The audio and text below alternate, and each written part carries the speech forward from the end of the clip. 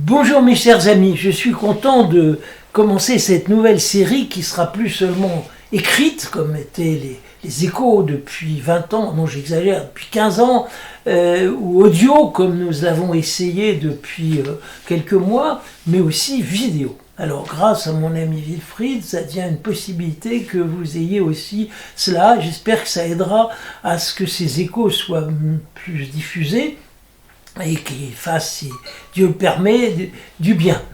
Je rappelle que ces échos ne sont pas mon sermon du dimanche ni mon homélie, mais qui sont une réflexion comme ça sur un point pris dans un des textes du dimanche qui vient.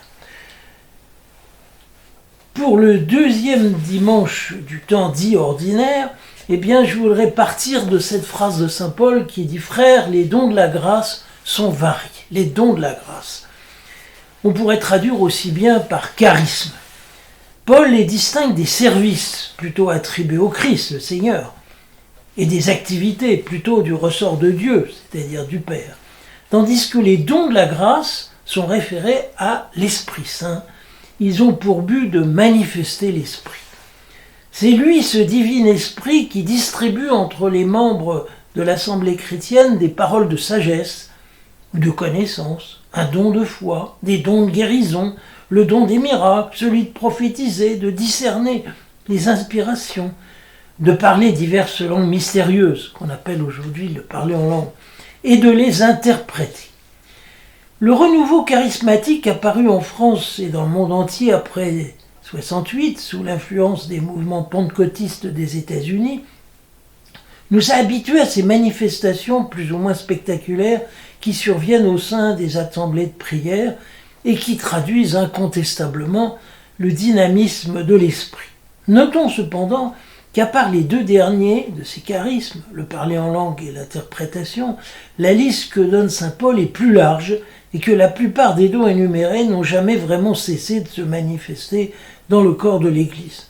Les guérisons miraculeuses, le prophétisme, si on entend par là la lecture surnaturelle des signes que Dieu donne, les paroles de sagesse et de connaissance, sans compter évidemment la foi vive et ardente des âmes éprises de Dieu.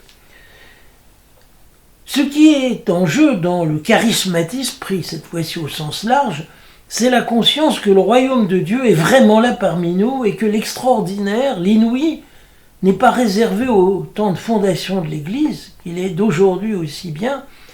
Sans doute l'Esprit agit-il le plus souvent dans des médiations discrètes, ce qui sont les sacrements, et dans le secret des âmes, mais il lui plaît aussi de manifester la puissance du ressuscité par des œuvres bouleversantes qui réveillent le peuple de Dieu un peu endormi.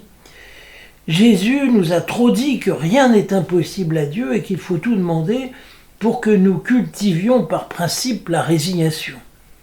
Le retour du Christ n'est pas seulement un article de foi pour le futur, nous vivons cet événement de façon anticipée à chaque renouveau de l'Église, mais aussi à chaque intensification de notre vie chrétienne. C'est un grand malheur qui a amené les croyants à perdre le sens de l'irruption possible, ici et maintenant, de l'Esprit Saint.